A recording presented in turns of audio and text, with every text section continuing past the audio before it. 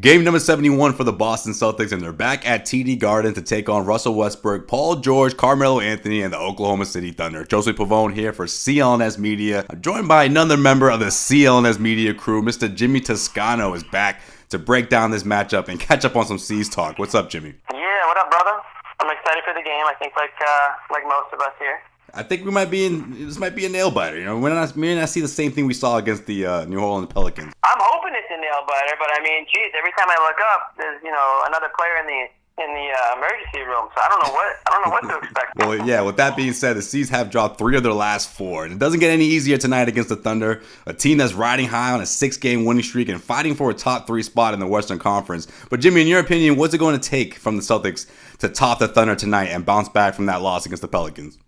Short memory. What happened in New Orleans stays in New Orleans. You come back to Boston with the fans behind you. I mean, this is a team that I don't really care who's playing. I mean, they fight. And I'm not saying they always come out with a W, but I mean, perfect example is the game against the Wizards. I mean, you really had the bottom of the bench playing big minutes there. I mean, I think like they pulled somebody in from like the third row and to give them like a few minutes on the court because they were so depleted. And the Celtics gave them, the players that were out there, they gave them their best. So to me, and I actually believe Brad Stevens when he says that like he expects them to win every game. It doesn't really matter who goes out there. So with that attitude, first and foremost, it's attitude. Like before the game even starts, you have to go into this one saying like, all right, these are the guys you're playing with. These are the guys you're going to win with. And I really do think that they do believe that. Guys have proven over the entire course of the year, whoever it is, whether it's Rozier, whether it's Tice, rest in peace, guys who stepped in a pinch and really proved that they belong to be on the court. Even Marcus Morris is a guy that I think has really answered the bell recently. Again, against Washington, I mean, he almost gave him 35 points there. These players have really filled the roles of some of these bigger name guys who have been out for a while. So now you really got to batten down the hatches with Smart out, Kyrie out. I mean, we know Jalen's dealing with the concussion protocol. So even Horford doesn't look to be 100%. I don't know what's going on with him, if it's a cold or what's going on there. I just think it's attitude first and foremost. And secondly, it's defense.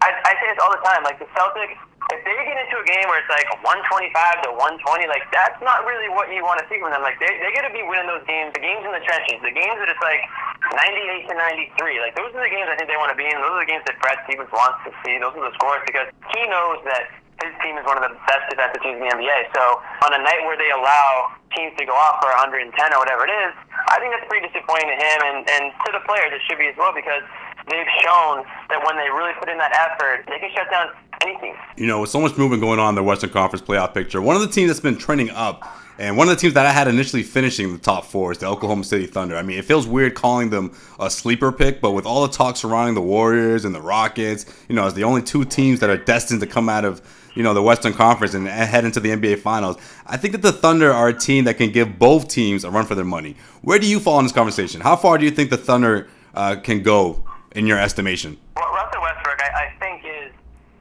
one of the most electrifying and entertaining players in the NBA. Like if he gets into I call it one of his moods out there in the court where he's just no one's gonna stop him and he's just going to refuse to lose. That's when the Thunder are just so freaking dangerous. And he can turn that on. He can turn that on in a very in a heartbeat. All of a sudden he's in just the Russell Westbrook invincible mode, and that's when I'm like, oh boy, because I think there's only a few guys in the league that can do that. I think he's one. I think Harden's one.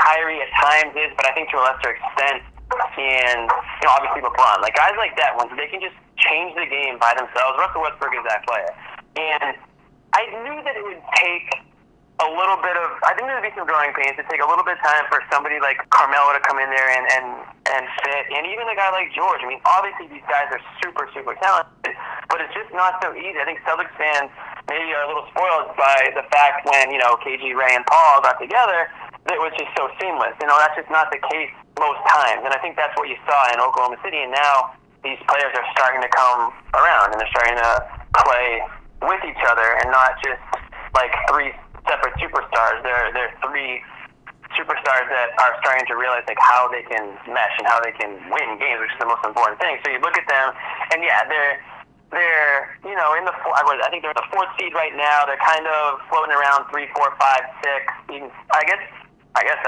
anywhere from 3 to 8, because right now it's like Houston, Golden State, and everybody else in the West. Yeah, it's really close. But they're a super dangerous team, and if I'm Houston, I mean, that's kind of a tough luck draw. If you finish with the 1 seed and you end up with Oklahoma City in the second round, and I mean, I just think that's the type of series that Houston can win that game. But man, are they going to be pretty freaking tired when it comes to the Western Conference Finals, and they're going to meet, I assume, Golden State. This edition of the Celtics pregame report is brought to you by SeatGeek. Download the SeatGeek app for the best deals in sports and concert tickets. And when you enter the promo code Garden Report, you can save $20 off your first purchase. All you have to do is download the SeatGeek app, enter the code Garden Report, and you save $20 off your first purchase. Jimmy, the news came out before the weekend that Marcus Smart had surgery on his right hand to repair a torn ligament in his thumb. Timetable is set to 6 to 8 weeks. The Celtics are hopeful to have him back at some point in the postseason. What does this do to the Celtics' chances of going deep in the playoffs? Do you envision this team winning a playoff series or possibly 2 playoff series without Marcus Smart? Is that a possibility? Yes, it's a possibility. I mean, I think this team is clearly the second best team in the NBA right now. I think they're proven to be better than Cleveland. Cleveland's kind of on a tailspin here. Toronto, I do believe the records are accurate right now. I think Toronto's the best team. But with Smart out, does that hurt them? Absolutely. I mean, you're talking about a huge glue guy to them, either coming off the bench or the starting lineup. This is a guy that gives it his all on the defensive end, and he does contribute most of the time on offense. Obviously, he has his downfalls here and there. But do I think they can beat a team like, I don't know, Indiana or Milwaukee or Miami? Yeah, absolutely. I think they can without Smart. And you get to the second round, and it gets a little bit more interesting. Are you playing Cleveland in the second round? What's the deal with Cleveland? Are they, are they in shambles? And obviously, if they go to the second round, they obviously did something right in that first round there. Whether it's against, I'm not sure exactly who they'd be playing. It's kind of crazy right now with the seedings. But I do think a team like Philly. I know I was a little down on Philly earlier, but I think a team like Philly could get the Celtics in trouble just because they're young and they can run and they can, obviously Embiid is a force. And same with Milwaukee with Giannis. I mean, these are players that can give the Celtics trouble, and they could really use a guy like Smart who can defend multiple positions. I do think the Celtics can get by, but it does hurt. Now, the other question I have is it really worth it for Marcus Smart to rush back in a contract year where he's, looking to get paid, whether it's in Boston or somewhere else? I just don't know if it's in his best interest, but at the same time, if he comes back and once again proves that he is, Mr. Winning Play Marcus Smart, then maybe that does a lot for him, and he shows teams that he's healthy and that he's good to go, and there's nothing to worry about with the thumb. So it's going to be interesting to see how that plays out. But I do think Smart is itching to come back as soon as possible, and obviously that's why he went ahead and got that surgery as soon as he could, because it allows for that opportunity for him to come back. Who do you think wins tonight, Jimmy? Ooh, put me on the spot. Prediction time. Who do I think wins tonight? I'm gonna go with the Thunder.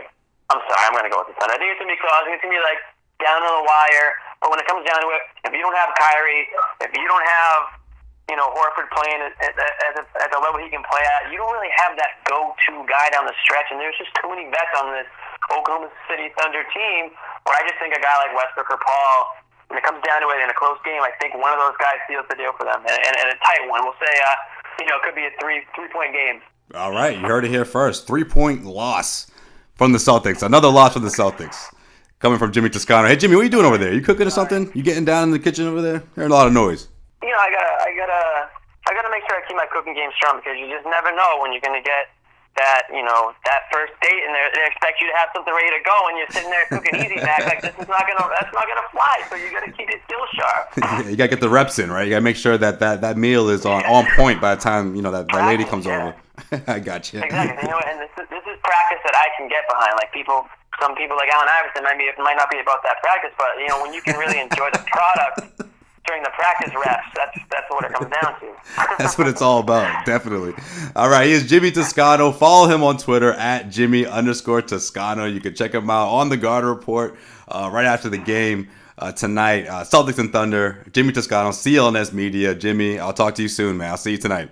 Joe Sway, always a pleasure, brother. Well, that's going to wrap up this edition of the Celtics pregame report. Make sure you check out the Garden Report right after the game to check out Jimmy Toscano and myself on the YouTube channel for CLNS Media, where you can catch all the raw and uncut videos from the locker room and from the press table, and plenty of reaction from us on the parquet. That is the Garter Report. Check it out on YouTube, CLNS Media channel on YouTube. Weekday shows air on the Celtics Newsfeed channel on iTunes, Stitcher, and the CLNS Media mobile app. And for today's Boston Celtics pregame report with Josue Pavone, this is Josue Pavone signing off.